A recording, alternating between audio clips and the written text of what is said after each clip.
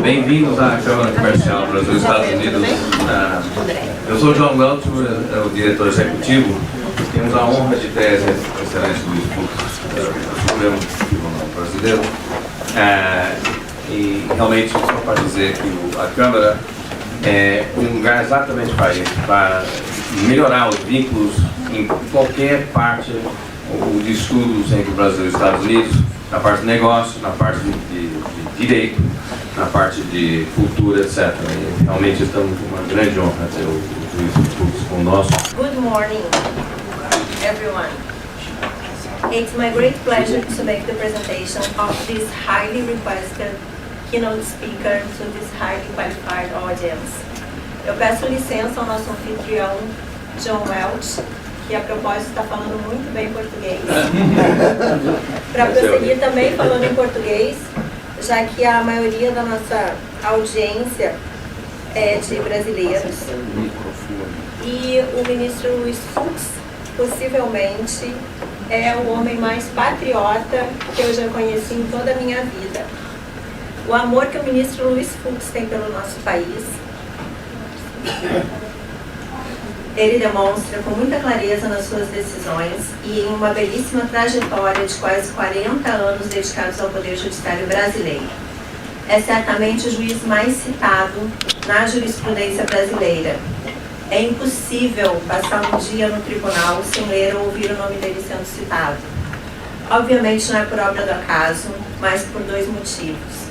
Primeiro, o incrível volume de decisões que ele produz mensalmente. Segundo e mais importante, as decisões que ele produz são conhecidas pelo primor técnico, pela clareza, qualidade muito importante em um juiz, e descer a um nível de detalhamento que praticamente esgota a matéria, de modo que a imensa maioria dos juízes vai buscar primeiro se existe alguma decisão do ministro Fux sobre o tema. Ele é um norte para a magistratura do país e, consequentemente, para o Poder Judiciário brasileiro. Bom, muito bom dia a todos. Queria manifestar aqui a minha honra e prazer de estar com todos os integrantes dessa Câmara de Comércio Brasil-Estados Unidos. Hoje o Brasil tem relações otimizadas com os Estados Unidos, em razão da afinidade ideológica do nosso país com esta nação. E para mim é sempre uma grande honra falar do Brasil a Lures, porque eu tenho verificado que, por vezes, talvez até por afeição própria do expositor, vence nos Estados Unidos para exatamente apontar alguns eventuais equívocos do Estado brasileiro.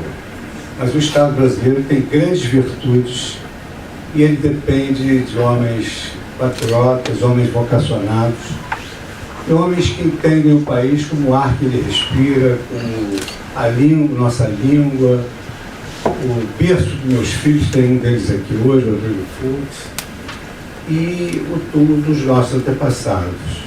Hoje, as constituições modernas, principalmente a partir da Constituição Portuguesa, a Constituição Espanhola, e a Constituição Brasileira é um exemplo disso, ela consagra princípios, valores, razões públicas e regras também.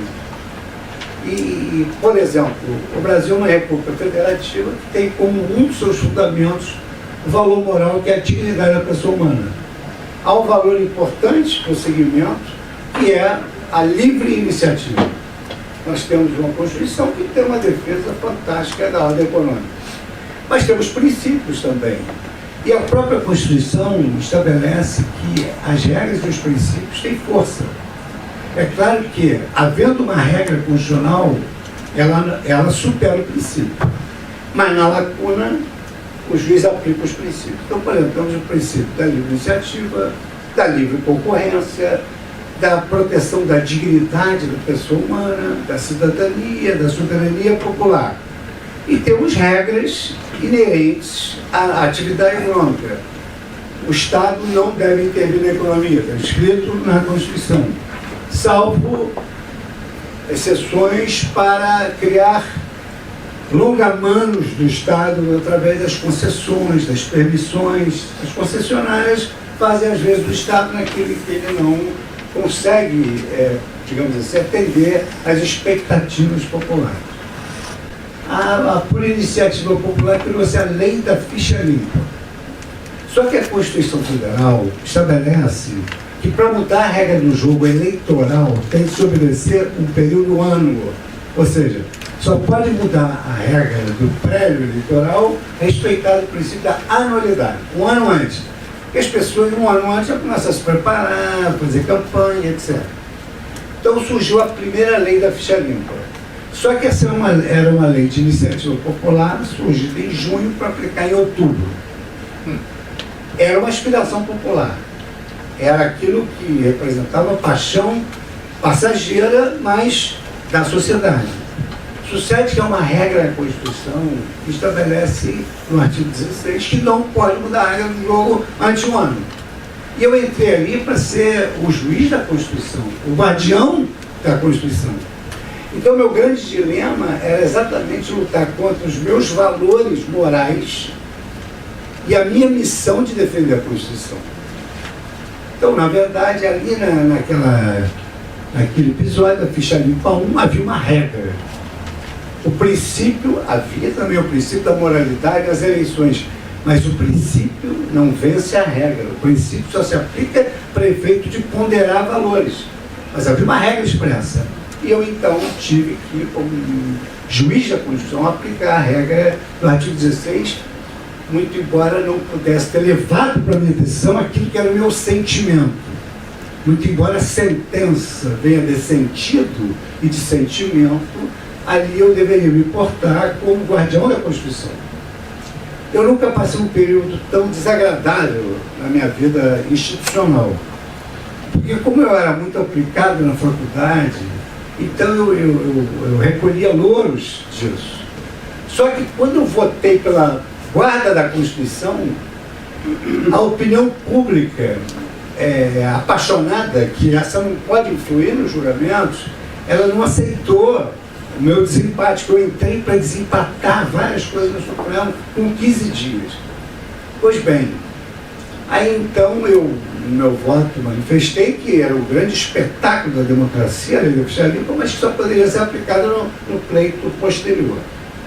E isso me custou um preço, assim, um preço humano caro, porque a sociedade estava apaixonada por aquela lei e só dava eu na carta aos leitores. Então eu fui ali linchado. Que o Supremo Tribunal Federal, ele é extremamente sensível à questão do comércio, da livre iniciativa, da livre concorrência. Recentemente, uma política levada a efeito pelo ministro Paulo Guedes de desinvestimentos foi submetida ao Supremo Tribunal Federal. E, malgrado alguns votos divergentes de juízes que ainda estão vivendo a era da Constituição anterior, uma grande maioria votou pela possibilidade de desinvestimento, porque um dos pilares do Brasil também é a erradicação da pobreza e o desenvolvimento econômico e social. Não se pode ignorar isso. Pois bem, então o Supremo Tribunal Federal chancelou a política de desinvestimento. O Supremo Tribunal Federal, ele exerce uma jurisdição de princípios de defesa da ordem econômica. E nessa defesa da ordem econômica, duas questões são muito importantes, que é o Supremo ter uma perfeita visão do risco que o Brasil pode representar para os investidores estrangeiros, que é o denominado risco país, qual é o preço que o investidor paga para investir no país. E, em segundo lugar, saber que para o investidor estrangeiro é muito importante o que hoje denominamos de segurança jurídica. Quer dizer, o Brasil precisa perpassar a ideia de segurança jurídica para que possa atrair investimentos. E o Supremo Tribunal Federal tem de ter essa noção econômica da segurança jurídica pró-investimentos, exatamente para manter um nível aceitável o denominado risco país ou risco Brasil. Então, com relação a esse risco país, fazendo uma imbricação entre direito e economia, eu diria o seguinte: nós temos alguns pilares dessa moderna economia praticada pelo Brasil e que é extremamente atraente para os investidores brasileiros. A primeira coisa, vamos dizer assim, de maneira coloquial, é que para o investidor brasileiro o Brasil está muito barato.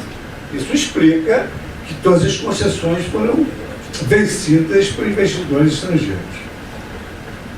E o Brasil promoveu algumas medidas que tem a chancela do Supremo Tribunal Federal, que elas são muito importantes e que eu citaria a de exemplo aqui. Primeiro, logramos promover a reforma da Previdência, que no plano econômico significa barateamento do custo, maior disponibilidade de investimentos, capital no mercado, investidores, economia, relações de trabalho, maior nível de emprego e de consumo, que é importantíssimo para o desenvolvimento econômico. Mas precisa baratear o custo do Estado para ter dinheiro para investir e para fazer essas políticas atrativas. Então, o Supremo Tribunal Federal não mexeu uma vírgula na reforma da Previdência, que ainda reclama alguns ajustes para melhor. Segundo lugar, reforma trabalhista. O Supremo Tribunal Federal chancelou que não se pode mais onerar a folha do empresário com relações trabalhistas que geram uma despesa insuportável. Imaginem os senhores um call center com 70 mil atendentes. Se esse call center pode impor à empresa uma folha de salário de 70 mil pessoas, com toda aquela oneração tributária. Então, o que decidiu o Supremo? É possível terceirizar a atividade fim. E nessa terceirização não há relação de emprego nenhum. Eu citaria também como ponto de alta relevância a questão das privatizações. As privatizações, até agora, geraram em torno de um ingresso de 74 a 80 bilhões de reais para os cofres do Estado.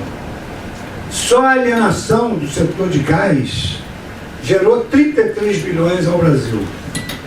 E a grande verdade é a seguinte, até por amor ao país, nós já verificamos que nós não temos potência econômica, potência administrativa para atendermos aos pilares que representam a expectativa do povo quando paga seus tributos: saúde, segurança e educação.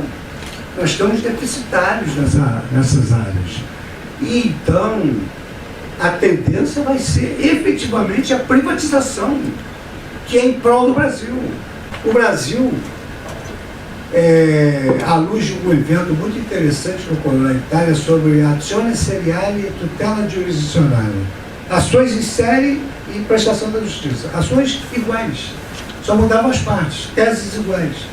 E o que fez o Brasil? Ele adotou esse instrumento que chama-se IRDR, Incidente de Resolução de Demandas Repetitivas. Qual a vantagem desse instrumento?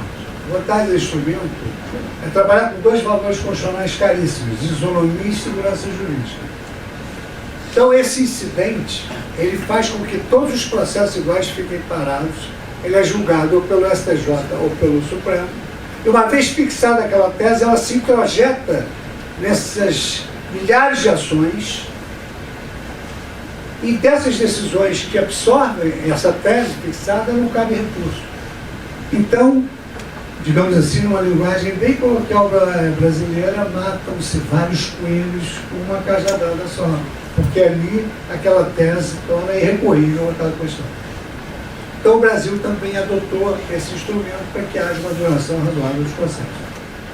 A questão da prisão em segunda instância é uma questão que levou a uma compreensão equivocada. Algum dia esse tema vai voltar.